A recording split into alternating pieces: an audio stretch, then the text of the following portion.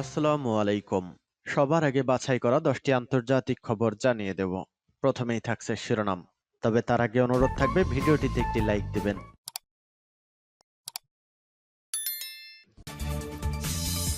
জানিয়ে দিব হাতে থাকা সর্বশেষ আপডেট আন্তর্জাতিক সংবাদ। প্রথমেই সংবাদ শিরোনাম, যুক্তরাষ্ট্রকে কড়া বার্তা খামেনির। এরপর জানিয়ে দিব যুদ্ধবিরতি প্রত্যাখ্যান করলে রাশিয়ার বিরুদ্ধে ব্যবস্থা, হুঁশিয়ারি ট্রাম্পের। এদিকে সিরিয়ায় সহিংসতায় নিহত বেড়ে 1383 জন। আরও জানিয়ে দিব রাশিয়ায় ইউক্রেনের হামলা, এক রাতেই 77 জন ভূপাতিত।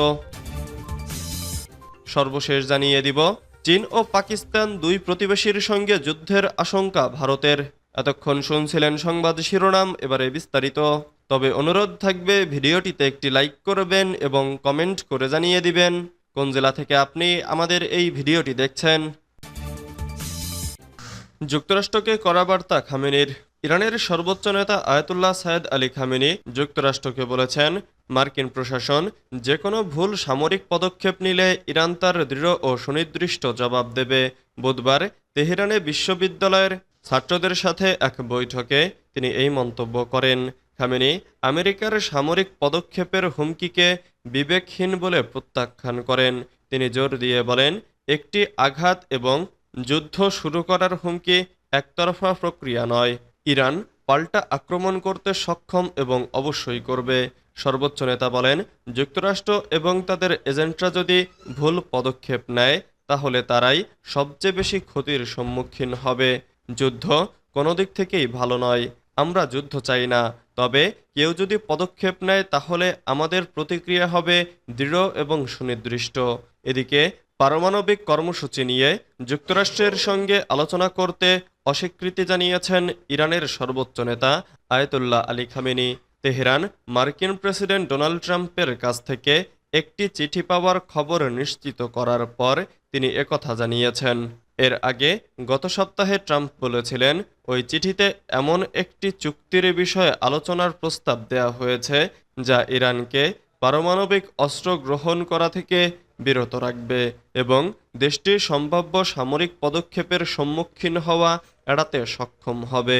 যদিও খামেনি বলেছেন তিনি চিঠিটি দেখেননি, সংযুক্ত আরব আমিরাতের একজন কর্মকর্তার মাধ্যমে এটি পাঠানো হয়েছে। যুক্তরাষ্ট্রের সঙ্গে আলোচনা ভ্রান্ত জনমত তৈরি করবে বলে এটি উড়িয়ে দিয়েছেন তিনি। যুদ্ধবিরতি প্রত্যাখ্যান করলে রাশিয়ার বিরুদ্ধে ব্যবস্থা, হুঁশিয়ারি ট্রাম্পের। ইউক্রেনে সাময়িক যুদ্ধবিরতির বিষয়টি এখন রাশিয়ার ওপর নির্ভর করছে।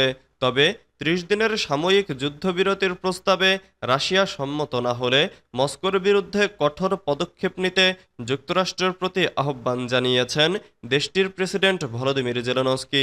জেলেনস্কির দাবির প্রেক্ষিতে প্রেসিডেন্ট ডোনাল্ড ট্রাম্প বলেছেন, মস্কো যুদ্ধবিরতির প্রস্তাবে সমর্থন না দিলে দেশটির ওপর ব্যাপক আর্থিক নিষেধাজ্ঞা আরোপের পথে হাঁটতে পারে যুক্তরাষ্ট্র। এদিকে হোয়াইট হাউস জানিয়েছে, প্রস্তাবের বিষয়ে বিস্তারিত জানাতে রাশিয়া যাচ্ছেন মধ্যপ্রাচ্যের মার্কিন দূত স্টিভ উইটকফ। ইউক্রেন যুদ্ধের অবসানের জোর কূটনৈতিক তৎপরতা শুরু করেছে ডোনাল্ড ট্রাম্প প্রশাসন। মঙ্গলবার 11 মার্চ সৌদি আরবের জেদ্দায় মার্কিন ও ইউক্রেনীয় মধ্যস্থতাকারীদের সঙ্গে বৈঠক অনুষ্ঠিত হয়। ওই বৈঠকে রাশিয়ার সঙ্গে ৩০ দিনের যুদ্ধবিরতিতে রাজি হয় ইউক্রেন। এখন যুদ্ধবিরতি হবে কিনা সেটা নির্ভর করছে রাশিয়ার ওপর। ইউক্রেন ও যুক্তরাষ্ট্র ৩০ দিনের যুদ্ধবিরতিতে সম্মত হলেও এখনও এ বিষয়ে কিছু জানায়নি রাশিয়া।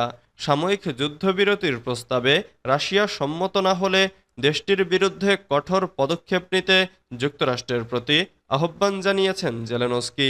বুধবার এক সংবাদ সম্মেলনে তিনি বলেন, রাশিয়া যুদ্ধ না, শান্তি চায়।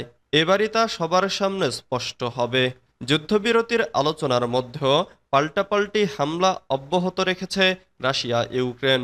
দনেতস্কে অভিযান জোরদারের কথা জানিয়েছে মস্কো। এক বিবৃতিতে দাবি করা হয়েছে, নতুন করে অঞ্চলটির কয়েকটি বসতি দখলে নিয়েছে তারা। এছাড়া রুশ সেনারা হামলা চালিয়েছে ইউক্রেনের মধ্যাঞ্চলীয় শহর ক্রিহরিহতে। এতে কয়েকজন হতাহতের খবর পাওয়া গেছে। সিরিয়ায় সহিংসতায় নিহত বেড়ে 1383। সিরিয়ার উত্তর পশ্চিমাঞ্চলের উপকূলীয় অঞ্চলে সাবেক প্রেসিডেন্ট বাশার আল আসাদপন্থী ও বর্তমান সরকারি বাহিনীর মধ্যকার সংঘাতে নিহতের সংখ্যা বেড়ে 1383 জনে দাঁড়িয়েছে। যুদ্ধ পর্যবেক্ষণ সংস্থা Syrian observatory for human rights বুধবার 12 মার্চ এক প্রতিবেদনে এ তথ্য নিশ্চিত করেছে। সংস্থাটি বলছে, সহিংসতা কমলেও বিভিন্ন জায়গা থেকে লাশ উদ্ধার হচ্ছে। প্রশাসনে পর্যাপ্ত কর্মী না থাকায় লাশগুলো দাফন করাও সম্ভব হচ্ছে না। অনেককেই দিতে হচ্ছে গণকবর। এমন পরিস্থিতিতে গত কয়েকদিন ধরে লেবানন সহ প্রতিবেশী দেশগুলোতে পালাচ্ছে সিরিয়ার উপকূলীয় এলাকার বাসিন্দারা। গত সপ্তাহে সরকারি নিরাপত্তা বাহিনী দাবি করে, সিরিয়ার উত্তর পশ্চিমাঞ্চলের উপকূলীয় শহর লাতাকিয়া ও তারতুসে তাদের ওপর হামলা চালিয়েছে ক্ষমতাচ্যুত বাশার আল আসাদপন্থীরা। শহর দুটি বাশার সরকারের শক্তিশালী ঘাঁটি হিসেবে পরিচিত। এরপর বৃহস্পতিবার 6 মার্চ সরকারের নিরাপত্তা বাহিনী ব্যাপক শক্তি নিয়ে পাল্টা হামলা শুরু করলে পরিস্থিতি ভয়াবহ আকার ধারণ করে। সামরিক বাহিনী ও আসাদপন্থীদের সংঘাতের মাত্রা কমলেও আতঙ্কে আছেন উপকূলীয় অঞ্চলের বাসিন্দারা। অনেকেই নিরাপদ আশ্রয়ের খোঁজে পাড়ি জমাচ্ছেন প্রতিবেশী দেশগুলোতেও। রাশিয়ায় ইউক্রেনের হামলা, এক রাতেই 77 ড্রোন ভূপাতিত। এক রাতেই ইউক্রেনের 77টি ড্রোন ভূপাতিত করেছে রাশিয়া।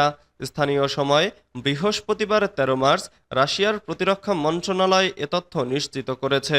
দুদিন আগেই কিয়েভে বড় ধরনের হামলা চালিয়েছে মস্কো। খবর এএফপির।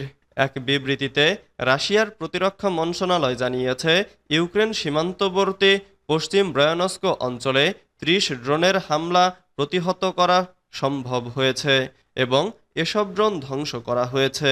এছাড়া কালুগা এলাকায় আরও 25টি ড্রোন ভূপাতিত করা হয়েছে।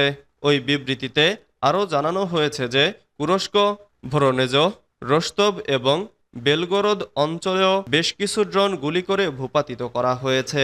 এর আগে গত মঙ্গলবার মস্কো 90টিরও বেশি ড্রোন ভূপাতিত করে। মেয়র সের্গেই সোবিয়ানিন এটিকে মস্কোর উপর সবচেয়ে বড় ড্রোন হামলার ঘটনা বলে অভিহিত করেন। চীন পাকিস্তান দুই প্রতিবেশীর সঙ্গে যুদ্ধের আশঙ্কা ভারতের। চীন ও পাকিস্তানের দুই প্রতিবেশীর সঙ্গেই যুদ্ধের আশঙ্কা রয়েছে ভারতের। শনিবার ভারতীয় গণমাধ্যম ইন্ডিয়া টুডের এক সাক্ষাৎকারে এ উদ্বেগ প্রকাশ করেছেন ভারতের সেনাপ্রধান জেনারেল উপেন্দ্র দ্বিবেদী। বলেছেন, আমাদের প্রতিবেশী ওই দুই দেশের মধ্যে উচ্চ পর্যায়ের যোগসাজশ রয়েছে। চীন ও পাকিস্তানের মধ্যে ঘনিষ্ঠতা প্রসঙ্গে এক প্রশ্নের জবাবে জেনারেল উপেন্দ্র বলেন, আমাদের স্বীকার করতেই হবে যে চীন এবং পাকিস্তানের মধ্যে একটি উচ্চ পর্যায়ের যোগসাজশ রয়েছে। ভার্চুয়াল মাধ্যমে তা প্রায় 100%। পাকিস্তানের যাবতীয় সরঞ্জাম চীন থেকে আসে। দুদিক থেকেই ভারতের বিরুদ্ধে যুদ্ধের আশঙ্কা রয়েছে। এটাই বাস্তবতা। জম্মু ও কাশ্মীরের সীমান্ত দিয়ে পাকিস্তান থেকে অনুপ্রবেশ ঘটেই চলেছে বলেও দাবি করেন ভারতের সেনাপ্রধান। এর ফলে আগামী দিন উপত্যকায় সন্ত্রাসবাদী কার্যকলাপ আরও বৃদ্ধি পেতে পারে বলে আশঙ্কা প্রকাশ করেন তিনি। তবে কাশ্মীরে সন্ত্রাসবাদী হামলার ঘটনা আগের চেয়ে অনেক কমেছে বলে মনে করেন তিনি।